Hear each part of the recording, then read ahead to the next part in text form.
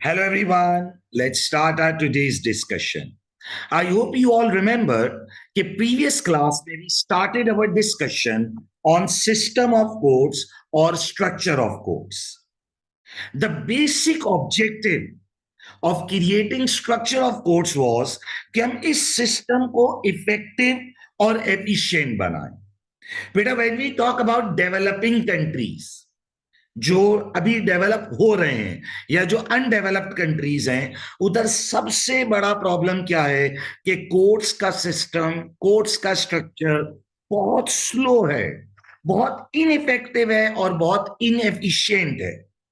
तो यूके ने इस स्ट्रक्चर या इस सिस्टम पर क्या एफर्ट्स करी हैं through which they are ensuring कि ये सिस्टम इफेक्टिव यानी सही फैसले दे और एफिशिएंट यानी मिनिमम रिसोर्सेज में ऑपरेट करे. बेटा, स्ट्रक्चर ऑफ कोर्ट्स में सबसे पहले तो सिविल और क्रिमिनल कोर्ट्स को अलग अलग किया गया. व्हाट आर सिविल कोर्ट्स, जो राइट्स ऑफ पीपल की बात करेंगे, and what are criminal courts, जो लॉ एंड ऑर्डर सिचुएशन की बात करेंगे. याद करें, सब हम प्रीवियस क्लासेस में डिस्कस कर चुके हैं. मैं सिर्फ रिकैप दे रहा हूं ताकि हम आज की डिस्कशन शुरू कर सकें. Then there are local courts जो स्मॉल केसेस देखेंगी, and for important courts for important cases we have bigger courts like high court, supreme court, जो important और critical cases को डील करें. फिर हमने कोर्ट्स की जियोग्राफिकल और फंक्शनल जुरिस्डिक्शन सेट करी कि भाई डिफरेंट कोर्ट्स डिफरेंट एरियाज में स्पेशलाइज कर सकें. इससे टाइम सेव होगा और कॉस्ट भी कम लगेगी. We had a discussion on all of this. Then there are first instance courts जहां केसेस इनिशियली शुरू होते हैं, and then there are appeal courts जहां केसेस को चैलेंज किया जाता है. Civil court structure we started in the previous class. Civil cases, rights of people. Decision होता है based on majority evidences. याद करें बेटा, सिविल और क्रिमिनल के डिफरेंसेस हम लोग ऑलरेडी प्रीवियस क्लासेस में पढ़ चुके हैं. ओके, सो सिविल कोर्ट्स पर हमारी डिस्कशन चल रही थी ना. सिविल कोर्ट स्ट्रक्चर पर जब हम बात करते हैं बेटा, तो हमारे पास एम्प्लॉयमेंट ट्राइब्यूनल है जिधर एम्प्लॉयमेंट के स्पेशलाइज्ड केसेस चलेंगे कि भाई सारे एम्प्लॉयमेंट के केसेस एम्प्लॉयमेंट ट्राइब्यूनल में जाएं ताकि स्पेशलाइज करें, इससे इफेक्टिवनेस और एफिशिएंसी आएगी. देन मैजिस्ट्रेट कोर्ट जो एक लोकल कोर्ट है, स्मॉल केसेस को डील करता है. फैमिली केसेस हो गए, जो स्मॉल फैमिली डिस्प्यूट्स हो गए, या रिकवरी के केसेस हो गए, या लोकल अथॉरिटी जो इलाके की अथॉरिटीज हैं उनके बिल्स के केसेस हो गए. और काउंटी कोर्ट जो सिविल कोर्ट्स में स्पेशलाइज भी करता है कि ये whole and sole civil court है और इसकी अच्छी खासी जुरिस्डिक्शन थी. कॉन्ट्रैक्ट, टॉर्ट, इक्विटेबल मैटर्स जहां ट्रस्ट इन्वॉल्व हो रहा है, सही, पार्टनरशिप के केसेस, लैंड के केसेस, मैट्रिमोनियल जो फैमिली केसेस हैं, probate matter, death related issues, ये सब हम लास्ट क्लास में पढ़ चुके हैं. सो ये जो मैंने एरो बनाया था, ये सारे कोर्ट फर्स्ट इंस्टेंस हैं जहां केसेस जीरो से स्टार्ट हो. आज बेटा जो हमारी डिटेल डिस्कशन होनी है वो किस पर होनी है? अपील्स के ऊपर. आज जो हमारी डिटेल डिस्कशन है बेटा, उसमें हम डिटेल्ड बात करेंगे किसके ऊपर? अपील्स के ऊपर. I want you all to concentrate on. अब बेटा देखिए, जब हम अपील पर बात करते हैं, अपील का मतलब क्या है कि आप डिसीजन को चैलेंज करना चाह रहे हो. आप कह रहे हो कि प्रीवियस कोर्ट का जो डिसीजन था मैं उसे चैलेंज करना चाह रहा हूं, मैं उस पर अपील फाइल करना चाह रहा हूं. अब अपील दो तरह की है, सुनिएगा बेटा. एक होती है जिसे हम कहते हैं अपील ऑन जजमेंट या अपील ऑन डिसीजन, जिसमें आप कहते हो कि जज ने जो डिसीजन दिया है मैं उससे एग्री नहीं करता. फॉर एग्जाम्पल एक सिविल क्लेम है, फॉर एग्जाम्पल एक सिविल क्लेम है, जज ने कहा कि भाई अदर पार्टी जो क्लेम कर रही है वो सही है, यू हैव टू पे द कंपनसेशन. आपने कहा कि मैं इस जजमेंट से, मैं इस कंपनसेशन से, मैं इस डिसीजन से एग्री नहीं करता, तो मैं अपील करना चाहता हूं, मैं चैलेंज करना चाहता हूं। भाई एक एम्प्लॉयर ने एक एम्प्लॉय को निकाल दिया, अब एम्प्लॉय कहता है कि डिसमिसल अनफेयर है। कोर्ट ने कहा ओके भाई, हम भी एग्री करते हैं कि अनफेयर डिसमिसल है। तो एम्प्लॉयर ने कहा कि मैं अपील करना चाहता हूं, मैं डिसीजन को चैलेंज करना चाहता हूं, मैं जजमेंट के अगेंस्ट अपील फाइल करना चाहता हूं हायर कोर्ट, क्योंकि मैं करंट कोर्ट के फैसले से एग्री नहीं करता। Appeal on judgment, appeal on decision. बच्चे ने कहा सर इसके अलावा भी कोई अपील होती है? बोला बिल्कुल होती है, जिसे हम कहते हैं appeal by way of case stated. बेटा मेरी बातों को गौर से सुनोगे तो समझोगे। Appeal by way of case stated, ये क्या अपील होती है? इधर आपका आर्ग्यूमेंट ये होता है कि जज ने, सुनिएगा मेरी बात, appeal by way of case stated में आपका आर्ग्यूमेंट ये होता है कि जज ने मेरे केस में जो लॉ अप्लाई किया है, जज ने मेरे केस में जो लॉ अप्लाई किया है वो लॉ ही गलत है। जज ने मेरे केस में जो लॉ अप्लाई किया है वो लॉ गलत अप्लाई, यानी यहां पर ये लॉ नहीं लगना चाहिए था, कोई और लॉ लगना चाहिए था। सर मिसाल देकर समझाए। बेटा दो एग्जांपल्स देता हूं, बहुत सिंपल समझोगे। बेटा इंडिया का एक बड़ा मशहूर केस जो हमारा एक्टर संजू बाबा, संजय दत्त का जो केस था, इस पर पूरी मूवी भी आई थी, और संजय दत्त का जो रियल केस था। बेटा संजय दत्त के ऊपर 92 के अंदर चार्ज लगा कि ये टेररिज्म में इन्वॉल्व था।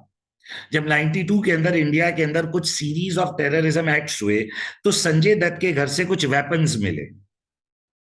पुलिस ने उसके घर से वेपन्स पकड़े और उसके खिलाफ टेररिज्म का केस फाइल किया। संजय दत्त कई साल ये केस लड़ता रहा। उसने कहा मेरे घर में वेपन थे, मैं इसे एग्री करता हूं, और वो वेपन थे भी गलत, यानी मुझे जजमेंट पर कोई सवाल नहीं है, मुझे जजमेंट पर कोई सवाल नहीं है। लेकिन मेरा मसला ये है कि पुलिस ने मेरे अगेंस्ट जो केस फाइल किया है, प्रोसिक्यूटर ने जो मेरे अगेंस्ट केस फाइल किया है, वो टेररिज्म लॉ के तहत फाइल किया है, जबकि मेरे अगेंस्ट टेररिज्म लॉ नहीं लगना चाहिए, बल्कि इलीगल आर्म्स आर्म्स एक्ट का केस लगना चाहिए। भाई इलीगल वेपन रखने का मतलब टेररिज्म थोड़ी हो गया। तो वो ये जंग लड़ते लड़ते सुप्रीम कोर्ट ऑफ इंडिया तक गया, अपील करते करते करते करते। उसका अपील जजमेंट का अपील नहीं था, उसका डिसीजन से डिसएग्रीमेंट नहीं था। कोर्ट कह रही है आपके घर से वेपन मिले, वो कह रहे हैं हाँ मिले, मैं तो मान रहा हूं। उसकी लड़ाई क्या थी? Bye way of case stated, कि मेरे केस में जो लॉ अप्लाई किया जा रहा है वो लॉ गलत यूज हो रहा है। असल में आपका पॉइंट ये नहीं कि लॉ लिखा हुआ गलत है, आपका पॉइंट ये है कि मेरे केस में ये वाला लॉ लगना ही नहीं चाहिए था, मेरे केस में ये वाला लॉ लगना ही नहीं चाहिए था। अपील ऑन जजमेंट क्या है? क्या आप कहते हो कि जज ने जो फैसला दिया, जज ने जो रेमेडी अनाउंस करी, या मिसाल के तौर पर जज ने कहा कि मैंने ये गलत काम किया है, जजमेंट, मेरा जजमेंट के अगेंस्ट अपील है, ये एक अलग अपील है। और एक अपील ये है कि आपका आर्ग्यूमेंट ये होता है कि सर जज ने मेरे केस में जो लॉ अप्लाई किया है वो लॉ यहां अप्लाई होना ही नहीं चाहिए था। Appeal by way of case stated, इसमें जजमेंट पर बहस नहीं है, जो लॉ यूज हुआ है उस लॉ के ऊपर डिबेट है। एक और मिसाल देता हूं, सुनिएगा, बड़ा मशहूर केस था ये भी। बेटा कराची का ये केस था, कोई मेरा हाल है काफी अरसा हो गया इस केस को। शाहजेब कत्ल केस, बड़ा मशहूर केस हुआ था, आप में से बहुत सारे लोगों को पता भी हो। केस क्या था सुनिएगा, जिनको पता है वो दोबारा सुन ले। मैं इसमें एक लीगल मसले पर बात करूंगा। केस क्या था कि शाहजेब अपनी फैमिली के साथ अपने अपार्टमेंट्स में एंटर हो रहा था, तो नीचे शाहरुख जतोई, जिसका ताल्लुक फ्यूडल फैमिली से, शाहरुख जतोई अपने कुछ दोस्तों के साथ नीचे खड़ा हुआ था। तो शाहजेब की फैमिली जब बिल्डिंग में एंटर हो रही थी तो शाहरुख जतोई और इसके दोस्तों ने शाहजेब की बहन पर कुछ जुमले बोल दिए। ये होता है इन सोसाइटी में, ऐसा होता है। अब इसमें ये ऊपर गए, शाहजेब वापस आए, उससे गुस्सा आया, अरे भाई मेरी बहन पर उसने कैसे बात बोली। और इधर इन लोगों के दरमियान हीटेड आर्ग्यूमेंट हुआ। ये गाड़ियों में एक दूसरे के पीछे भागे और उसमें शाहरुख जतोई ने गुस्से में गोली चला दी और शाहजेब की डेथ हो गई, मर्डर हो गया। ये केस मीडिया पर आ गया। अब शाहरुख जतोई के खिलाफ केस चला। उसने मान लिया कि हाँ भाई मुझसे कत्ल हुआ है। मान लिया भाई भाई। अब जजमेंट का तो फटा ही खत्म हो गया, उसने मान लिया कि मुझसे कत्ल हुआ। लेकिन उसके खिलाफ केस फाइल किया गया। वो केस फाइल किया गया टेररिज्म एक्ट के तहत। उसके खिलाफ केस फाइल किया गया टेररिज्म के तहत, उसको टेररिज्म के तहत सजा भी दे दी। अच्छा, मीन वाइल जो शाहरुख जतोई है, उसकी फैमिली इंफ्लुएंशियल फैमिली थी। उन्होंने शाहजेब जिसका कत्ल हो गया था उसकी फैमिली से सेटलमेंट कर ली, मॉनेटरी कंपनसेशन वगैरह वॉट करके उन्होंने सेटल कर दिया केस। यानी खून बहा, जिसे हम ब्लड मनी कहते हैं। और शाहजेब की फैमिली ने केस वापस ले लिया। अच्छा, अब जब केस वापस ले लिया तो शाहरुख जतोई को छोड़ देना चाहिए। अब जब शाहजेब की फैमिली ने केस वापस लिया और शाहरुख जतोई के रिलीज की बारी आई तो कोर्ट ने कहा कि हम तो नहीं छोड़े। तो शाहरुख जतोई की फैमिली ने कहा सर, जिस जो मरा था उसकी फैमिली ने ले तो लिया ब्लड मनी। तो उन्होंने कहा सर, आपके ऊपर मर्डर का केस थोड़ी कि ब्लड मनी से सेटलमेंट होगी। आपके खिलाफ तो केस टेररिज्म का है और टेररिज्म में तो माफी है ही नहीं। ओ, इसने कहा यार मैंने टेररिज्म कहां किया। मेरा एक बंदे से लड़ाई हो गई, गोली चल गई, बंदा मर गया, इसमें टेररिज्म कहां से आ गया। यानी अब उसकी अपील जजमेंट की अपील नहीं है। अब उसकी अपील है appeal by way of case stated. यानी उसकी जंग अब यह है कि मेरे केस में मर्डर का लॉ लगाओ, क्योंकि मर्डर में मैं ब्लड मनी दे सकता हूं जो मैंने दे दिया। और शाहजेब की फैमिली ने केस भी वापस ले लिया। आपने मेरे अगेंस्ट केस कर दिया किसका, टेररिज्म का, और टेररिज्म के तहत फैसला भी दे दिया। Appeal by way of case stated ये है कि मेरे केस में जो लॉ अप्लाई हो रहा है, जो एप्लीकेशन ऑफ लॉ हो रही है, उसमें प्रॉब्लम है। और अपील ऑन जजमेंट क्या है कि भाई मैं जजमेंट या डिसीजन से एग्री नहीं करता। दोबारा सुने बेटा, बेटा लॉ एक बड़ा इंटरेस्टिंग सब्जेक्ट है, समझने वाले मसाइल सारे भाई। जल्दी जल्दी नहीं करना, एक एक मसले को समझेंगे। देखो, कोर्ट में एक होता है फर्स्ट इंस्टेंस। फर्स्ट इंस्टेंस का मतलब जहां केस शुरू हुआ। बेटा कोर्ट में एक होता है फर्स्ट इंस्टेंस जहां केस शुरू हुआ, और बेटा एक होता है अपील। अपील क्या होता है, जहां केस चैलेंज होगा, डिसीजन के खिलाफ अपील हुई। अब अपील दो तरह की है, अपील ऑन जजमेंट, डिसीजन, फैसले के अगेंस्ट अपील, कि भाई मेरे ऊपर जो कंपनसेशन लगी या जो उसका क्लेम एक्सेप्ट हुआ वो गलत हुआ, जजमेंट बिल्कुल होती है अपील। और एक होती है appeal by way of case stated, जहां आपकी अपील ये होती है। Appeal by way of case stated क्या होता है बेटा, जहां आपकी अपील ये होती है कि मेरे केस में गलत लॉ अप्लाई हुआ है। रिपीट कर दूं, कुछ कनेक्टिविटी इशू आ गया था। अपील ऑन जजमेंट क्या है बेटा,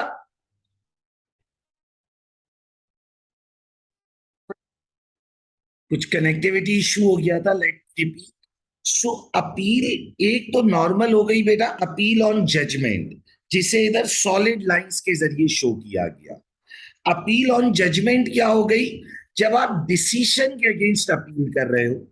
और ये जो डॉटेड लाइन है, ये हो गई appeal by way of case stated, जिधर आपकी अपील ये होती है कि मेरे केस में लॉ गलत यूज किया गया है, यहां पर ये लॉ लगना ही नहीं चाहिए था जो यूज हो रहा है। So let me give you a quick review again before moving forward. देखिए, कुछ कोर्ट फर्स्ट इंस्टेंस हैं जहां केस जीरो से स्टार्ट होता है। सिविल केस जीरो से या तो मैजिस्ट्रेट कोर्ट में स्टार्ट होगा, या तो एम्प्लॉयमेंट ट्राइब्यूनल में होगा अगर एम्प्लॉयमेंट केस है, या फिर काउंटी कोर्ट में होगा। किस कोर्ट में कौन बैठता है, उसकी जुरिस्डिक्शन क्या है, ये हमने पढ़ लिया। सही है भाई। क्राउन कोर्ट अपील सुन रहा है। सही, अपील सुन रहा है किधर से? देखो ये चार्ट मैजिस्ट्रेट कोर्ट से। अब अपील दो तरह की है बेटा। एक है अपील ऑन जजमेंट, जहां आपका आर्ग्यूमेंट ये है कि मेरे केस में फैसला गलत है, जजमेंट गलत है, जो रेमेडी अवार्ड हुई वो गलत है, जो क्लेम एक्सेप्ट किया गया वो गलत है। इसे कहते हैं जजमेंट की अपील। अपील ऑन जजमेंट, जहां आपका क्लेम फैसले के अगेंस्ट है, जजमेंट के अगेंस्ट है, कि भाई जो रेमेडी अवार्ड हुई, जो क्लेम सक्सेसफुल हुआ, जो जजमेंट आया वो गलत है। और दूसरी अपील क्या है बेटा? Appeal by way of case stated, जिसका मतलब ये है कि आप ये चैलेंज कर रहे हो कि मेरे केस में गलत लॉ यूज किया गया है। जैसे मैंने संजय दत्त के केस की मिसाल दी, उसका आर्ग्यूमेंट ये था कि मेरा केस आर्म्स एक्ट का केस था, मुझे डाल दिया टेररिज्म में। मैंने आपको शाहजेब मर्डर केस, शाहरुख जतोई की मिसाल दी, जिधर उसका आर्ग्यूमेंट ये था कि मेरा एक्ट मर्डर का एक्ट है, आपने उसे डाल दिया टेररिज्म में। Appeal by way of case stated कि मेरे केस में गलत लॉ यूज किया गया है। जब लॉ गलत है तो ऑटोमेटिकली आगे का सारा मामला गलत हो गया। मेरे केस में ये लॉ यूज ही नहीं होना चाहिए था, बल्कि मेरा तो केस एक डिफरेंट लॉ के तहत डील होना चाहिए था। देखिए हर लॉ का एक स्कोप है ना बेटा, हर लॉ का एक स्कोप है। अगर आपने गलत लॉ अप्लाई कर दिया, यानी स्कोप से बाहर निकल कर लॉ अप्लाई कर दिया, तो ऑटोमेटिकली डिसीजन अफेक्ट हो जाएगा। तो बेटा मैजिस्ट्रेट कोर्ट से जो appeal by way of case stated जा रही है, वो हाई कोर्ट में जा रही है। अब हाई कोर्ट का एक डिवीजन होता है क्वींस बेंच डिवीजन, जिसका काम ही ज्यादातर appeal by way of case stated को डील करना होता है, कि जिन्होंने लॉ के अगेंस्ट अपील करनी है कि हमारे केस में गलत लॉ अप्लाई किया गया। फिर बेटा नॉर्मल अपील्स हैं, क्योंकि हर कोर्ट की अपनी अपनी जुरिस्डिक्शंस हैं। एम्प्लॉयमेंट ट्राइब्यूनल के ऊपर एम्प्लॉयमेंट अपील ट्राइब्यूनल है, वहां से आप कोर्ट ऑफ अपील में जाते हो। इसी तरह काउंटी कोर्ट है, इधर से आप हाई कोर्ट भी जा सकते हो और court of appeal civil division भी जा सकते हो। अब आप सोच रहे सर ऐसा क्यों? बेटा हर कोर्ट की अपनी अपनी जुरिस्डिक्शन है, अपनी अपनी लिमिट्स हैं। सही है। फिर सुप्रीम कोर्ट ऊपर बैठी हुई है, कोर्ट ऑफ अपील के बाद आप सुप्रीम कोर्ट चले जाते हो। एक प्रोसीजर होता है जिसे हम कहते हैं लीप फ्रॉग प्रोसीजर, कि हाई कोर्ट से हम कोर्ट ऑफ अपील नहीं गए, बल्कि हम हाई कोर्ट से डायरेक्टली सुप्रीम कोर्ट चले गए। लीप फ्रॉग, जंप कर लेना, क्या हमने हाई कोर्ट से डायरेक्टली सुप्रीम कोर्ट चले गए। ये उस वक्त हो सकता है जब हाई कोर्ट का जज आपको ये लिख कर दे दे कि केस बहुत एब्सोल्यूट है, और इस पर अगर आपको फाइनल जजमेंट लेना है तो आप सुप्रीम कोर्ट का ले लो। क्योंकि एक पार्टी कोर्ट ऑफ अपील जाएगी, फिर अगली पार्टी अपील करके फिर सुप्रीम कोर्ट जाएगी, तो टाइम जाया होता है। तो लीप फ्रॉग प्रोसीजर क्या होता है कि हाई कोर्ट के जज ने आपको ये लिख कर दे दिया कि केस बहुत एब्सोल्यूट है, बहुत क्लियर है, अगर आप इस पर फाइनल जजमेंट चाहते हो तो सुप्रीम कोर्ट से ले लो। सुप्रीम कोर्ट यूके का सबसे सुपीरियर कोर्ट है। फिर अगर ह्यूमन राइट्स का मैटर है तो European court of human rights तक जाया जाता है। अगर ह्यूमन राइट्स का मैटर है तो European court of human rights तक जाया जाता है। अब ये सुप्रीम कोर्ट की भी बात आएगी। सही। फिर प्राइवी काउंसिल मौजूद है। Basically privy council Queen's council होती थी, अब क्वीन की डेथ हो गई है तो ये किंग्स काउंसिल है।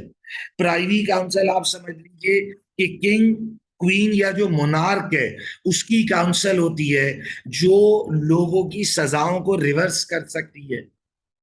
यानी ये दोनों फिर सुप्रीम कोर्ट के भी बाद आते हैं। ह्यूमन राइट्स मैटर है तो European court of human rights, या प्राइवी काउंसिल जो किंग्स काउंसिल है। सही। कि भाई अच्छा पाकिस्तान में सर किंग या क्वीन नहीं, तो हमारे यहाँ क्या होता है बेटा? प्रेसिडेंट फाइनल फैसले को चेंज कर सकता है। तो ये सब चीजों पर बेटा अब हम डिटेल में बात करते हैं यहां अपील्स की हेडिंग में। गौर से सुनेंगे, इंशाल्लाह बात समझ आएगी।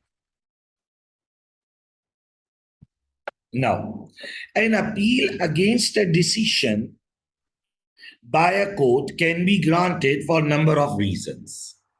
भाई अपील होने की बहुत सी वजह हो सकती है कि मैं जजमेंट से एग्री नहीं करता, जो क्लेम दिया गया वो मैं एग्री नहीं करता। But a case stated appeal is on point of law and is based on the idea that court has wrongly interpreted the law. तो एक हो गई नॉर्मल अपील, जिसे हमने अपील ऑन जजमेंट बोला।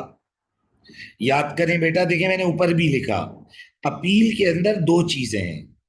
एक है अपील ऑन जजमेंट, जहां आपका आर्ग्यूमेंट ये है कि मेरे केस में फैसला गलत दिया गया है, अपील ऑन जजमेंट। और बेटा दूसरा क्या है, appeal by way of case stated, कि मेरे केस में लॉ की एप्लीकेशन गलत हुई है, रॉन्ग लॉ यूज किया गया है या रॉन्ग इंटरप्रिटेशन यूज की गई है। यहां मुझे जजमेंट पर आर्ग्यूमेंट नहीं है, मेरा आर्ग्यूमेंट ये है कि लॉ चेंज किया जाए जो मेरे केस में यूज हो रहा है। यानी मेरा केस टेररिज्म का नहीं है, मर्डर का है। मेरा केस मिसाल के तौर पर मर्डर का नहीं है बल्कि मैन स्लॉटर का है। मैन स्लॉटर क्या है कि मुझसे अनइंटेंशनली बंदा मर गया है।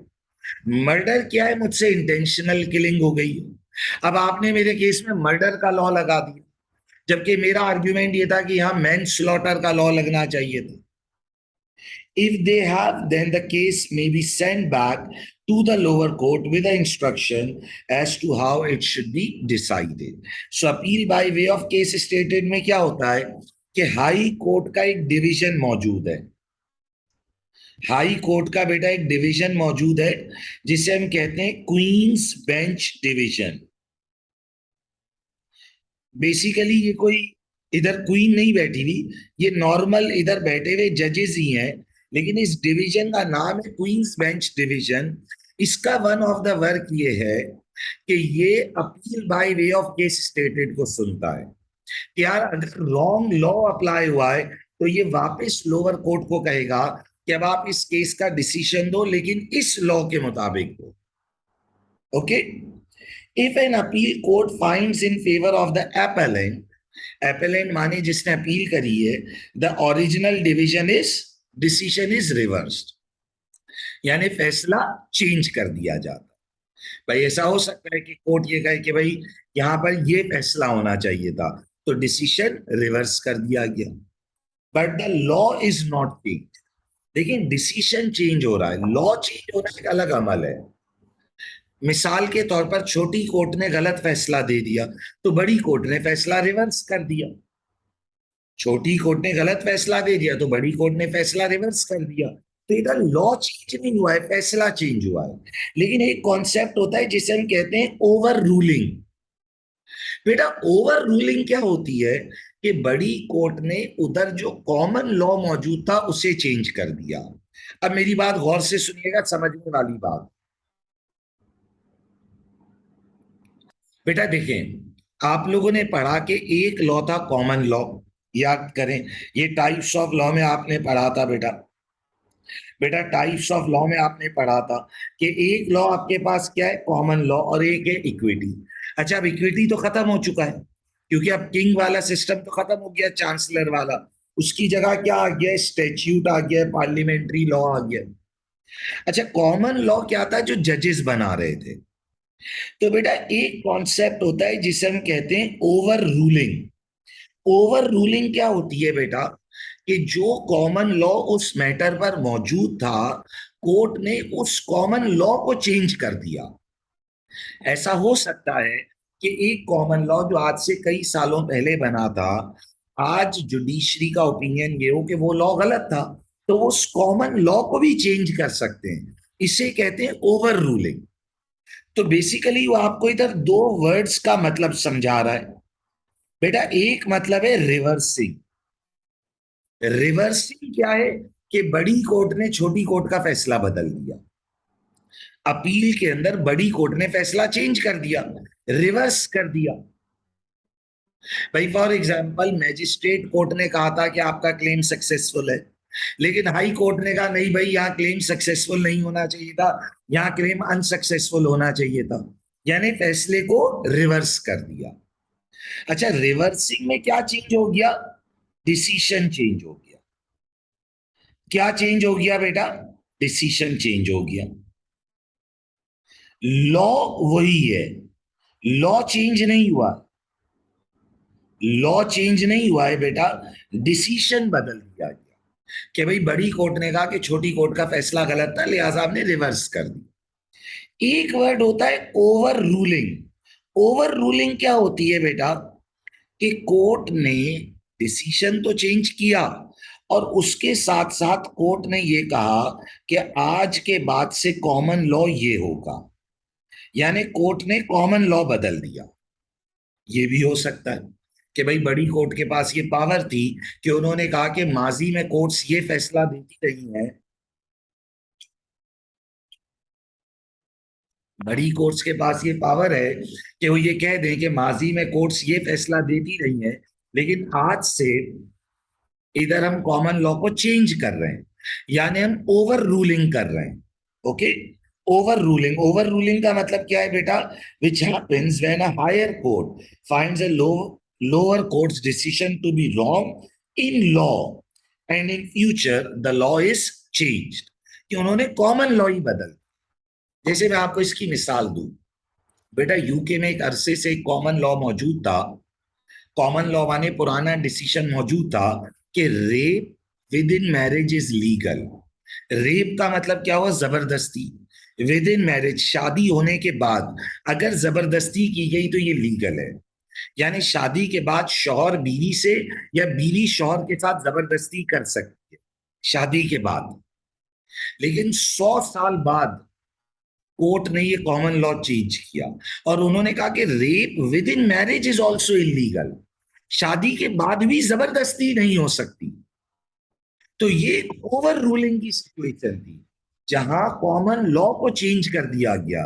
बड़ी कोर्ट ने छोटी कोर्ट का लॉ ही बदल दिया, बोला आज के बाद से कॉमन लॉ ये होगा। एक होती है रिवर्सिंग, खाली फैसला बदला कि भाई अपील हुई, डिसीजन चेंज हो गया। बड़ी कोर्ट ने कहा छोटी कोर्ट ने यहाँ पर गलत के डिसीजन दिया, यहाँ डिसीजन ये होना चाहिए था। ओवर रूलिंग का मतलब कि उन्होंने ये भी कह दिया कि अब से यहाँ पर कॉमन लॉ ये हो। ओके ना, अपील्स फ्रॉम मैजिस्ट्रेट को, बेटा फैमिली मैटर अगर है so appeals are to the Crown Court with a further appeal on point of law to the Divisional Court of Family Division of the High Court. यानी देखें बेटा, अगर family matter है तो आप पहले मैजिस्ट्रेट कोर्ट से किधर गए? क्राउन कोर्ट गए, और फिर वहां से आप किधर जा रहे हो? फैमिली डिवीजन में जा रहे हो। तो सर मैजिस्ट्रेट कोर्ट तो अदर केसेस भी देखती है, जैसे लोकल अथॉरिटी चार्जेस वगैरह, तो उसकी अपील डायरेक्टली हाई कोर्ट भी जाती है। तो देखिए बेटा, हर कोर्ट की एक अपील की जुरिस्डिक्शन है। अच्छा, अब आप लोगों के दिल में एक सवाल आना चाहिए कि सर क्या हमारे पेपर में बिल्कुल बहुत डिटेल्ड जुरिस्डिक्शन आएगी? नहीं बेटा, आपके पेपर में उतनी ही जुरिस्डिक्शन एग्जामिन होगी जितनी आपकी बुक में लिखी हुई है, यानी जो मैटर्स बुक ने डिफाइन करें। क्योंकि केसेस तो 2000 तरह के हो सकते हैं, तो एग्जामिनर आपसे ये एक्सपेक्ट नहीं कर रहा कि आप सारी जुरिस्डिक्शंस याद करो। Other civil matters appeal on point of law is to Divisional Court of Queen's Bench Division of High Court. इसी तरह काउंटी कोर्ट से अपील कहाँ जाएगी? There is a right of appeal directly to the civil division of Court of Appeal in some cases. In most other cases appeal goes to the High Court. यानी बेटा ये जो हमारी county court है, इधर से हाई कोर्ट भी जा सकते हैं और इधर से court of appeal civil division भी जा सकते हैं। अच्छा, अब आपके दिल में आएगा सर कौन से केसेस कहाँ जाएंगे? बेटा अभी आपके कोर्स में नहीं, अब ये आप अपने आप को प्रॉब्लम में डाल रहे हो, लेकिन आपको सिखाने के लिए बता देता हूं। बेटा काउंटी कोर्ट के जो कॉन्ट्रैक्ट और टॉर्ट के क्लेम्स हैं ये हाई कोर्ट में अपील होते हैं। लेकिन बेटा ये जो इक्विटेबल मैटर्स हो गए, अच्छा अब जो मैट्रिमोनियल केसेस हैं ये फैमिली डिवीजन में जाएंगे। फिर प्रोबेट मैटर है, डेथ मैटर्स, ये भी हाई कोर्ट के फैमिली डिवीजन में जाएंगे। देखो इसकी अपील, जब अपील होगी तो हाई कोर्ट जाएगी, इधर अपील होगी तो हाई कोर्ट जाएगी, इधर अपील होगी तो हाई कोर्ट जाएगी, इधर अपील होगी तो कोर्ट ऑफ अपील जाएगी, लैंड के मैटर्स। सही। कंज्यूमर लॉ के केसेस हो गए, कोर्ट ऑफ अपील जाएंगे। लेकिन ये सब अब आपको याद करने की जरूरत नहीं है। आपकी बुक ने आपको रिस्ट्रिक्टेड नॉलेज दी, इतना ही पेपर में आएगा। The right of appeal directly to the civil division of court of appeal, यानी कुछ केसेस में हम civil division of court of appeal जाएंगे, जबकि कुछ केसेस में हम हाई कोर्ट जाएंगे। अब कौन से केस कहां जाएंगे बुक ने नहीं बताया, तो ये आपकी कोर्स आउटलाइन में भी नहीं है, ये पेपर में भी नहीं आएगा। तो अपने आप को बिला वजह ट्रबल में मत डालना। देखो बेटा, एक बात समझो, हमारा जो कोर्स है बिजनेस एंड कॉर्पोरेट लॉ है। एग्जामिनर आपको लीगल सिस्टम पढ़ा रहे ताकि आपकी एक बेसिक नॉलेज बन जाए। उसका मकसद आपको कोई लॉयर बना देना नहीं है यहां पर। सही है बेटा। आइए जरा एक बार बात को रिपीट करता हूं, मैं चाहूंगा आप लोग गौर से सुनिएगा। देखिए बेटा, कोर्ट्स का सिस्टम या कोर्ट का स्ट्रक्चर, हमें कोर्ट के सिस्टम या स्ट्रक्चर को इफेक्टिव बनाना है ताकि सही फैसले आए। और उसके साथ साथ बेटा हमने इसे एफिशिएंट बनाना है ताकि मिनिमम रिसोर्सेज में फैसले आ जाए। तो सबसे पहले तो हमने सिविल और क्रिमिनल कोर्ट्स अलग अलग कर दिए। बेटा सबसे पहले तो हमने सिविल और क्रिमिनल कोर्ट्स अलग अलग कर दिए। हमने लोकल कोर्ट्स और हायर कोर्ट्स अलग अलग कर दिए। हमने कोर्ट्स की जुरिस्डिक्शंस बना दी ताकि हर कोर्ट अपने अपने एरिया में अपने अपने फंक्शन में स्पेशलाइज कर सके। फर्स्ट इंस्टेंस कोर्ट जहां पर केस शुरू होगा, अपील कोर्ट जहां पर केस चैलेंज होगा, सिविल कोर्ट्स जहां लोगों के आपसी मसाइल हैं। अब सिविल कोर्ट का स्ट्रक्चर, तो बेटा सिविल कोर्ट जो केस जो शुरू हो रहे हैं वो मैजिस्ट्रेट कोर्ट में शुरू हो रहे हैं, काउंटी कोर्ट में शुरू हो रहे हैं, और एम्प्लॉयमेंट केसेस हैं तो एम्प्लॉयमेंट ट्राइब्यूनल में जा रहे हैं। अब यहां से हर कोर्ट की जुरिस्डिक्शन कि उसका क्या काम है ये सब पढ़ाया गया। किस कोर्ट में कौन सी तरह का जज बैठता है, सर्किट जज कौन होता है, डिस्ट्रिक्ट जज क्या होता है, ये सब पढ़ाया गया। ओके। फिर उसके बाद आज हमने बात शुरू करी अपील, यानी फैसला चैलेंज होना। एक है बेटा अपील ऑन जजमेंट, क्या आप डिसीजन को चैलेंज कर रहे हो कि जो रेमेडी अवार्ड की गई या जो क्लेम सक्सेसफुल बोला गया वो गलत है। और बेटा एक है appeal by way of case stated, जिधर आप कहते हो कि मेरे केस में रॉन्ग लॉ यूज किया गया है या इंटरप्रिटेशन गलत यूज की गई है। अब एम्प्लॉयमेंट ट्राइब्यूनल से अपील ट्राइब्यूनल, फिर इसके बाद कोर्ट ऑफ अपील का सिविल डिवीजन, इसी तरह काउंटी कोर्ट, यहां से कोर्ट ऑफ अपील का सिविल डिवीजन भी जा सकते हैं, हाई कोर्ट भी जा सकते हैं। अब हाई कोर्ट में क्वींस बेंच डिवीजन कॉन्ट्रैक्ट के और टॉर्ट के केसेस सुनता है। सही। और क्या सुनता है, appeal by way of case stated, law की अपील सुनता है। फैमिली डिवीजन फैमिली केसेस के मैटर्स में आता है। चांसरी डिवीजन बिजनेस के केसेस सुनता है। फिर कोर्ट ऑफ अपील आ गया, फिर सुप्रीम कोर्ट आ गई, सबसे बड़ी कोर्ट। लीप फ्रॉग प्रोसीजर क्या होता है कि आप हाई कोर्ट से डायरेक्टली सुप्रीम कोर्ट जा रहे हैं, आप हाई कोर्ट से डायरेक्टली सुप्रीम कोर्ट जा रहे हैं, इसलिए चले जाते हैं ताकि उस मैटर पर फाइनल जजमेंट एक बार सुप्रीम कोर्ट का आ गया तो फिर आर्ग्यूमेंट खत्म हो जाएगा कि भाई सुप्रीम कोर्ट का डिसीजन आ चुका है। Okay, leap frog procedure. लेकिन इसके लिए जरूरी है कि हाई कोर्ट का जज आपको अप्रूवल दे और सुप्रीम कोर्ट उस केस को सुनने के लिए उस वक्त अवेलेबल हो। जाहिर है सुप्रीम कोर्ट के पास हमेशा टाइम नहीं होता। फिर अगर ह्यूमन राइट्स का मैटर है तो European court of human rights तक भी जा सकते। और प्राइवी काउंसिल, किंग या क्वीन की काउंसिल है कि भाई अगर किंग या क्वीन ने पार्डन अनाउंस कर दिया, माफी दे दी, तो सुप्रीम कोर्ट से भी ऊपर हो गई बात, तो प्राइवी काउंसिल है। लेकिन देखो हमारी बुक ने कितनी लिमिटेड बात करी है, बस आप समझ लो आपको इतना ही याद रखना है बेटा, इतना ही आपका कोर्स है। बाकी जो मैं आपको सिखा रहा हूं आपकी नॉलेज के लिए बता रहा हूं। सही। बेटा फैमिली मैटर है तो मैजिस्ट्रेट कोर्ट से क्राउन कोर्ट गए, क्राउन कोर्ट के बाद हाई कोर्ट के फैमिली डिवीजन में गए, फिर उसके बाद कोर्ट ऑफ अपील और फिर supreme court. Other civil matters हैं तो क्वींस बेंच डिवीजन मौजूद है हाई कोर्ट का, वो डील करेगा। काउंटी कोर्ट से हम कोर्ट ऑफ अपील भी जा सकते हैं और हाई कोर्ट भी जा सकते हैं। तो बेटा चीजों को समझोगे, गौर से सुनोगे और सिंपल रखोगे, अपने आप को कंफ्यूज मत करो। रिवर्सिंग क्या है? फैसला चेंज हो गया। जरूरी नहीं है कि कॉमन लॉ भी चेंज हो। भाई हो सकता है जज ने लॉ गलत लगाया तो रिवर्सिंग हो गई, लॉ गलत यूज किया तो रिवर्सिंग हो गई। ओवर रूलिंग का मतलब कि ना सिर्फ फैसला बदला, बल्कि हायर कोर्ट ने यह भी कह दिया कि अब इस जगह पर कॉमन लॉ चेंज किया जा रहा है, यानी ओवर रूलिंग हो रही है। ओके। तो मैजिस्ट्रेट कोर्ट से बेटा अगर अपील जा रही है तो फैमिली मैटर है तो पहले क्राउन कोर्ट फिर family division. Other civil matter है तो हाई कोर्ट का क्वींस बेंच डिवीजन। सही। बेटा काउंटी कोर्ट की बात हो रही है तो court of appeal civil division भी जा सकते हैं और हाई कोर्ट भी जा सकते हैं। अब कौन सा केस कहां जाएगा, कौन सी जुरिस्डिक्शन कहां जाएगी, ये ना आपकी बुक में है, ना आपके कोर्स में, ना आपको परेशान होने की जरूरत है। लेकिन फिर भी कुछ बच्चों के दिल में मस्ती होती है तो मैंने बता दिया कि भाई ये केस यहाँ जाएगा। लेकिन आपके लिए याद रखना जरूरी नहीं है, तो अपने आप को तंग मत करो। ओके ना। बेटा अब यहां से बात आगे बढ़ाते हैं बेटा। एक और छोटा सा कॉन्सेप्ट आया, civil law procedures. Civil law procedure क्या है? देखिए बेटा, सिविल केसेस लोगों के आपसी मसाइल है, सुनिएगा मेरी बात। बेटा सिविल केसेस लोगों के आपसी मसाइल है, राइट्स ऑफ पीपल। बेटा मैं आज आप लोगों से एक सवाल करता हूं। जो बच्चे पाकिस्तान में, इंडिया में, नेपाल में या कोई भी, या बांग्लादेश है, ऐसे कंट्रीज में रहते हैं जो हमारा साउथ एशिया या अफगानिस्तान में रहते हैं। बेटा अगर आपका किसी से डिस्प्यूट हो जाए, आपका आपके पड़ोसी से डिस्प्यूट हो जाए, आपका आपके एम्प्लॉयर से डिस्प्यूट हो जाए, मुझे ऑनेस्टी के साथ बताओ, क्या आप कोर्ट जाते हो इन कंट्रीज में? क्या आप पाकिस्तान में आपका किसी से डिस्प्यूट हो जाए आप कोर्ट जाते हो?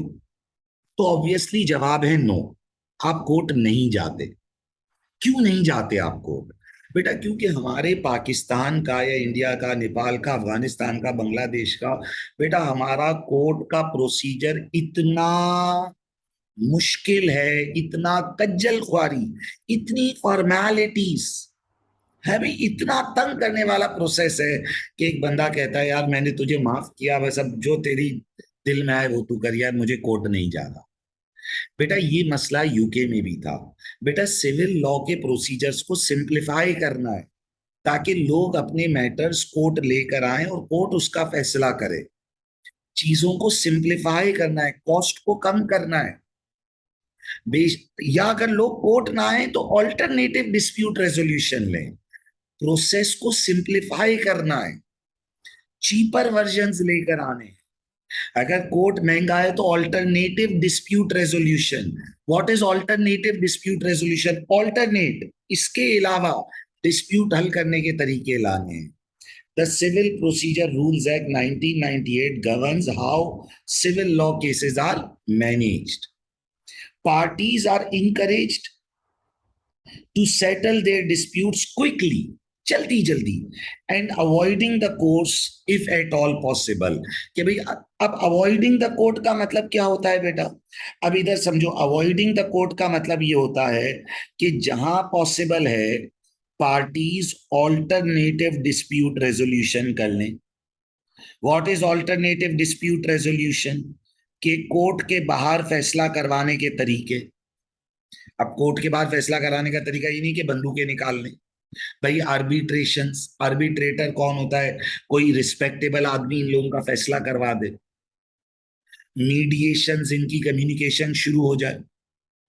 और अगर केस कोर्ट लाया जाए, cases are manage by the court and allowed a track based on the complexity and the value of the case. अब ट्रैक से मुराद क्या हो गई? कि जो छोटे केसेस हैं वो जल्दी जल्दी रिजॉल्व हो। बेटा मकसद क्या है सिविल लॉ प्रोसीजर का? सिविल प्रोसीजर रूल्स एक्ट का मकसद क्या था? कि सिविल केसेस के प्रोसेस को सिंप्लीफाई किया जाए, फास्टर किया जाए। एक दो पार्टियां कोर्ट आई, डिस्प्यूट है, सिविल इशू है, कोर्ट ने फौरन कहा कि यार आप ऑल्टरनेटिव मेथड क्यों नहीं ले रहे? आप कोर्ट में क्यों आ रहे हो? आप ऑल्टरनेटिव डिस्प्यूट रेजोल्यूशन। अब ऑल्टरनेटिव डिस्प्यूट रेजोल्यूशन क्या होती है? कोर्ट कहता है कि यार आप निगोशिएशन कर लो, कोर्ट समझाता है कि यार आप लोग निगोशिएट कर लो। कोर्ट कहता है कि यार अगर आप निगोशिएट नहीं कर सकते तो आप कोई मीडिएटर हायर कर लो।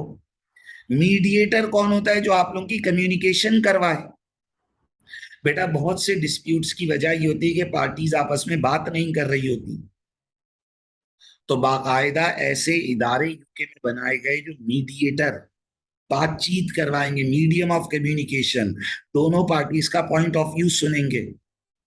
कंसीलिएशन, एडवाइस ले लो किसी से, कंसीलिएशन एडवाइस ले ली जाए, किसी से फैसला करवा लो, आर्बिट्रेशन।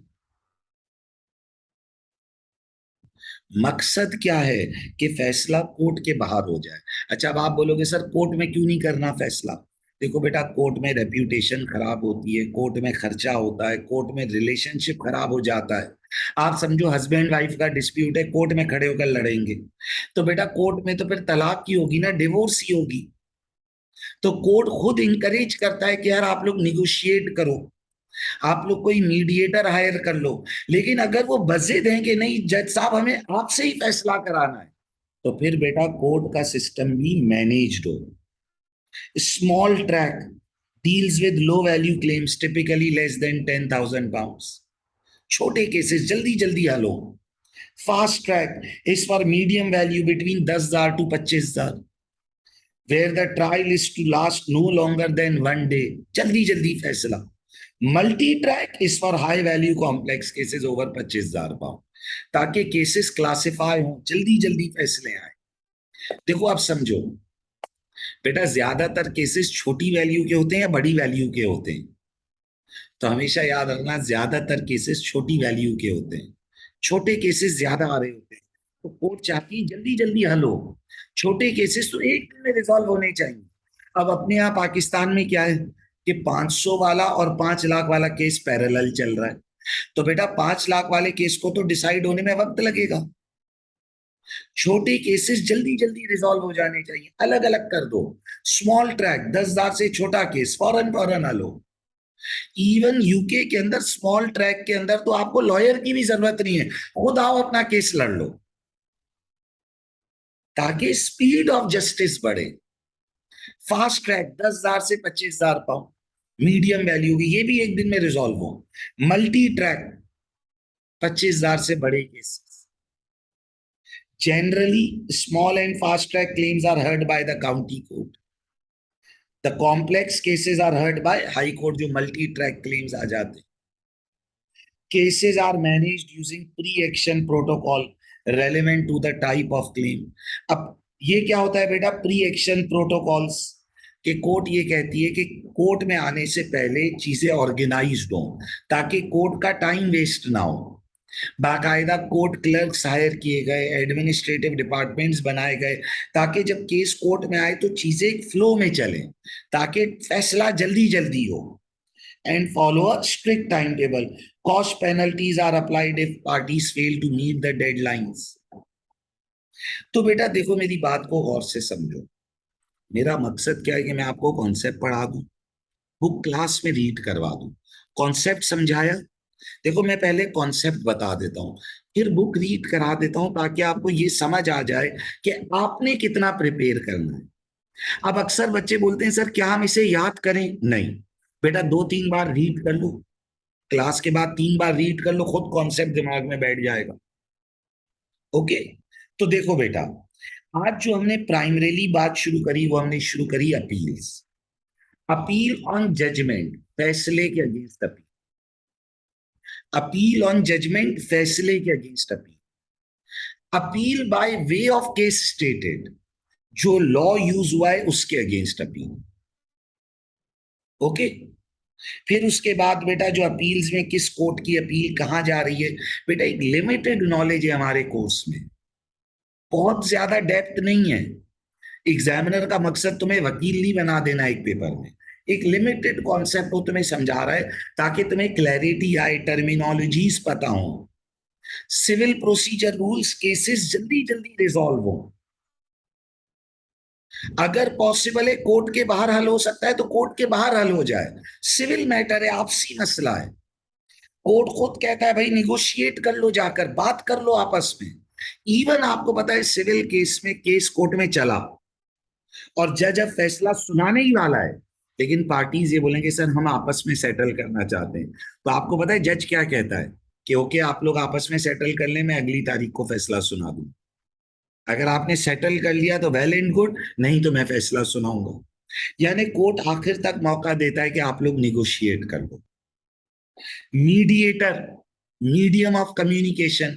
कभी कभार बातचीत बंद हुई भी होती है, पार्टीज आपस में बात नहीं कर रही होती, तो मीडिएटर की जरूरत पड़ती है।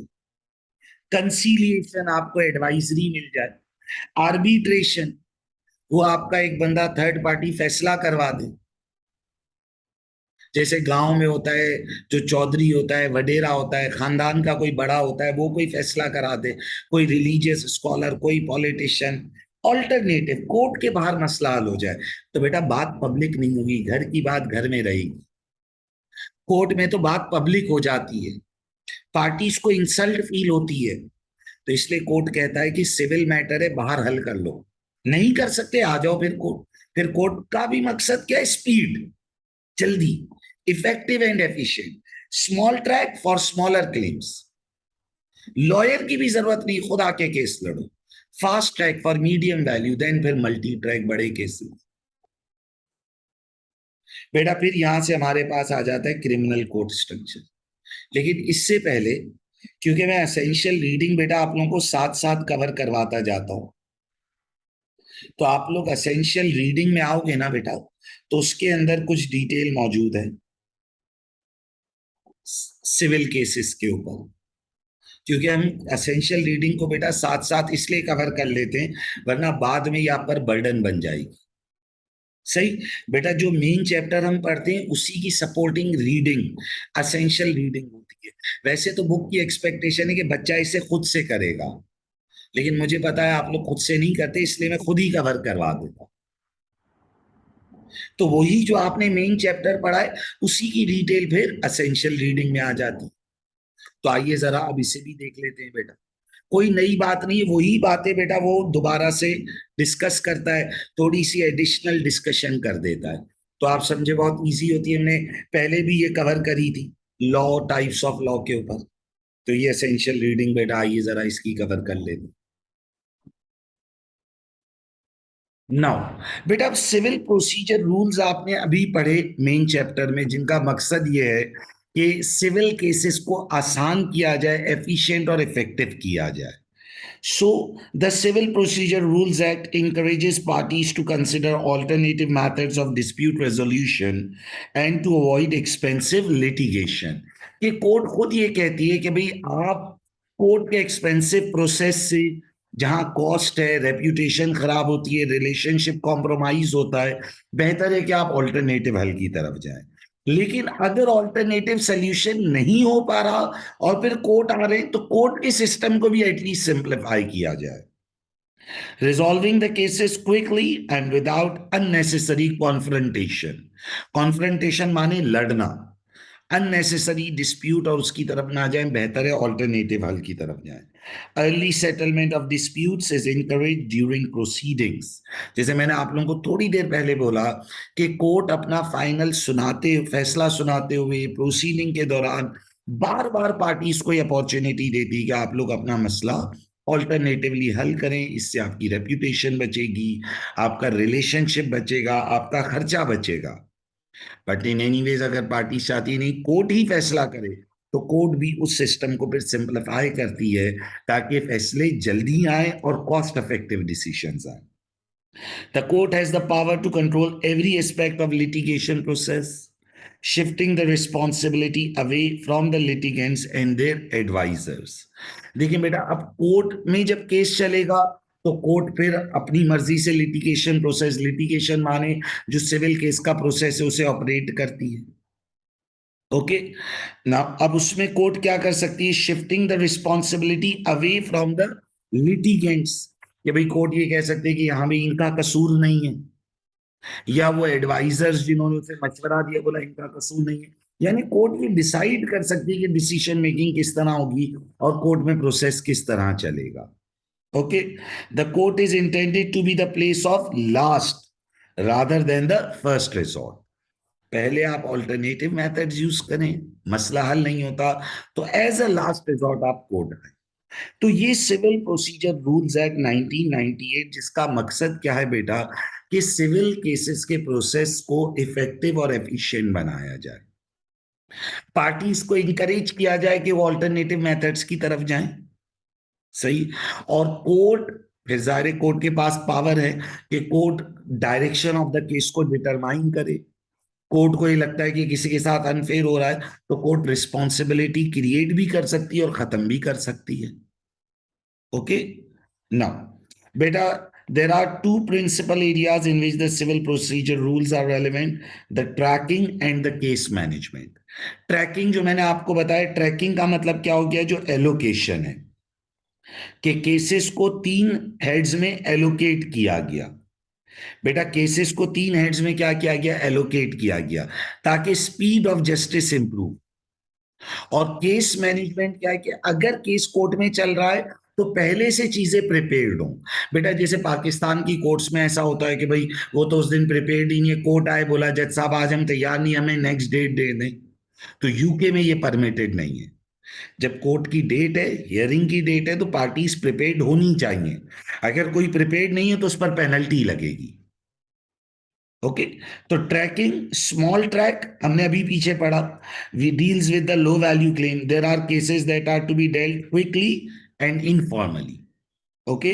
Often without the need for legal representation, यानी इधर आपको लॉयर की भी जरूरत नहीं होती, आप अपना केस खुद लड़ लो. और फुल हियरिंग, पूरी डिटेल हियरिंग की जरूरत नहीं है. स्मॉल क्लेम में कोर्ट फॉरन डिसीजन देती है. स्पीड ऑफ जस्टिस को इंक्रीज करना है, स्मॉलर क्लेम्स पर बहुत ज्यादा वक्त लगाना, बहुत ज्यादा रिसोर्सेस खर्च करना किसी भी तरह एडवाइजेबल नहीं. Fast track is for medium value claims, जो 10,000 से 25,000 आ गए, where the trial is is expected to last no longer than 1 day. Okay. And there is a limited need for experts in the court. These are subject to a simplified court proceedings and a fixed timetable designed to enable the claim to be determined within 30 weeks. यानी court की normally कोशिश होती है कि एक दिन में फैसला हो, वरना मैक्स 30 डे की लिमिट है. उसका जो ट्रायल हो वो एक दिन से लंबा ना हो और विद इन 30 डेज सेटलमेंट हो जाए. मैक्स 30 डेज अलाउ किए गए. क्यों अलाउ किए गए बेटा फास्ट ट्रैक में? द पर्पज इज कि टाइम सेव किया जाए पार्टीज का. और फिर मल्टी ट्रैक इस पर हाई वैल्यू और कॉम्प्लेक्स क्लेम, यहां पर हाई कोर्ट आए या यहां पर फुल हियरिंग हो तो समझ आता है. देखिए बेटा चीजों को समझे. सिविल प्रोसीजर रूल्स एक्ट आपने मेन चैप्टर में भी पढ़ा. असेंशियल रीडिंग, सपोर्ट रीडिंग है, एडिशनल नॉलेज देती है. कि देखिए समझाया ये जा रहा है कि जुडिशरी का ऑब्जेक्टिव ये कि जो सिविल केसेस हैं, जो राइट्स ऑफ पीपल हैं, वो जल्दी जल्दी रिजॉल्व हो. पार्टीज ऑल्टरनेटिव मेथड्स लें, आउट ऑफ कोर्ट सेटलमेंट करें ताकि speed of justice improve, efficient और इफेक्टिव रेजोल्यूशन हो जाए. और अगर कोर्ट आ रहे तो allocation, small track for small claims, fast track जो मीडियम वैल्यू क्लेम्स है, एक्सपेक्टेड है एक दिन में ट्रायल खत्म हो, उसी दिन फैसला हो. ओके. अगर इसमें भी अगर कॉम्प्लेक्सिटी आ रही है तो फिर 30 वीक्स एक हद दे दी कि भाई इससे ज्यादा वक्त ना लगे. मल्टी ट्रैक क्या है भाई? ये फिर कॉम्प्लेक्स केसेस हैं जिनमें थोड़ा टाइम लगता है. ओके. ये वाली बात अभी हमने ऊपर भी करी. Broadly speaking, small track and fast track are heard by county court. The more complex cases are heard by high court. ये बात हमने मेन चैप्टर में भी करी. After allocation, the court will give direction setting out the procedure to be followed in bringing to the trial. Trial माने जो case चलेगा. तो अब इधर पीछे भी हमने बात करी कि कोर्ट कहती है कि स्ट्रिक्ट टाइम टेबल फॉलो हो, कोई केस शुरू होने से पहले चीजें पहले डिटरमाइंड हो ताकि कोर्ट का टाइम जाया ना. Okay. these will be an initial to encourage parties to settle the dispute or to consider alternative dispute resolution. Okay. Published pre action protocols. Pre action माने केस शुरू होने से पहले का protocol. for particular types of claims such as personal injury and professional negligence, which entails setting out claim to the defendant in an attempt to negotiate a settlement. Emphasis is placed on cooperation to identify the main issues. Okay, तो purpose क्या है कि भाई case जब court में चल भी रहा है तो भी पार्टीज को इनकरेज किया जा रहा है कि भाई आप लोग निगोशिएट करो, सेटल करो, कोऑपरेट करो। नहीं मान रहे तो कोर्ट है, तो फिर कोर्ट का टाइम टेबल फॉलो हो, चीजें पहले से प्रिपेयर्ड हो। ओके, विटनेस स्टेटमेंट्स रेलिवेंट, ताकि कोर्ट में भी केस जल्दी जल्दी चले, डिले हो तो पेनल्टीज लगे। तो आई डोंट थिंक कोई मुश्किल बात है ये। बेटा सिविल प्रोसीजर्स का मकसद ये है कि civil cases, rights of people को आउट ऑफ कोर्ट हल करवा दें। अच्छा, अब आप बार बार सोच रहे हो कि सर क्यों बाहर की बात कर रहे हैं, why alternative dispute resolution, why ADR. ADR माने ऑल्टरनेटिव डिस्प्यूट रेजोल्यूशन क्यों करें? देखिए बेटा, इसमें कॉस्ट बचेगी। जब आप लोग खुद निगोशिएट कर लोगे तो आप लोगों की कॉस्ट सेव होगी, आपकी रेप्यूटेशन बचती है बेटा, क्योंकि कोर्ट में बिला वजह की कॉन्फ्रंटेशन है और पब्लिक हो रही है सारी बातें, आपका रिलेशनशिप बचेगा, सेव्स रिलेशनशिप। तो इसलिए कोर्ट कहती है कि बाहर सेटल करो। केस के दौरान भी इंकरेज किया जाता है कि निगोशिएट कर लें। प्री एक्शन प्रोटोकॉल, केस शुरू होने से पहले का प्रोटोकॉल है, पूछा जाता है कि भाई क्या आप लोग निगोशिएट करके आए हो, क्या आपने सेटलमेंट की कोशिश करी है, नहीं करी तो ट्राई करें, कोर्ट टाइम देती है 15 दिन 20 दिन का। नहीं बन रही बात, फिर कोर्ट का एक टाइम टेबल आ गया, विटनेस सारी चीजें डॉक्यूमेंट हुई, फिर कोर्ट की हियरिंग शुरू होगी, ताकि कोर्ट के अंदर भी फिर टाइम आया ना। स्मॉल ट्रैक स्मॉलर क्लेम्स के लिए, फास्ट ट्रैक मीडियम वैल्यू के लिए, फिर multi track for complex cases. So बेटा देखिए, ये तो आई थिंक बड़ी सीधी सीधी बातें थी। अगर मैं आज की बात को सम अप करना शुरू करूं, बेटा we started our discussion with appeals, appeal on judgment, decision के against appeal, appeal by way of case stated कि मेरे केस में लॉ गलत यूज हुआ है, सही, रिवर्सिंग, फैसला बदल गया, ओवर रूलिंग, कॉमन लॉ को ही चेंज कर दिया गया, फिर सिविल प्रोसीजर रूल्स कि भाई प्रोसेस को सिंपल करें, पार्टीज को इंकरेज करें कि ऑल्टरनेटिव डिस्प्यूट रेजोल्यूशन की तरफ जाएं, tracking, small claim, fast track, multi track. सही है भाई। बेटा अब हम यहां से बात को आगे बढ़ाएंगे तो नेक्स्ट क्लास में हम आ जाएंगे किसकी तरफ बेटा, हम आ जाएंगे क्रिमिनल कोर्ट्स के ऊपर। फिर क्रिमिनल कोर्ट्स हैं, फिर इसके बाद बुक ने सुपीरियर कोर्ट्स के ऊपर थोड़ी डिबेट करी कि हाई कोर्ट का क्या काम है, कोर्ट ऑफ अपील का क्या काम है, सुप्रीम कोर्ट का क्या काम है, ये सब चीजें आ गई। सही है भाई। तो बेटा चीजों को गौर से सुनेंगे तो इंशाल्लाह बातें आपको समझ आएंगी। आई डोंट थिंक कोई भी टेक्निकल डिस्कशन है, मेरी पूरी कोशिश होती है कि मैं कॉन्सेप्ट पढ़ाऊं फिर बुक को रीड करवा दूं। पहले मैं कॉन्सेप्ट इसलिए पढ़ाता हूं ताकि क्लैरिटी आ जाए, फिर बुक रीडिंग करा देता हूं कि कोई टर्मिनोलॉजी आपके लिए प्रॉब्लम क्रिएट ना करे। फिर भी कोई क्वेरी हो तो बेटा ये मेरा व्हाट्सएप नंबर है, मुझे कांटेक्ट करें, पूछें कि सर हमें यहाँ हेल्प चाहिए। ओके बेटा, सो inshallah from the next class we move towards criminal courts. Okay, thank you everyone.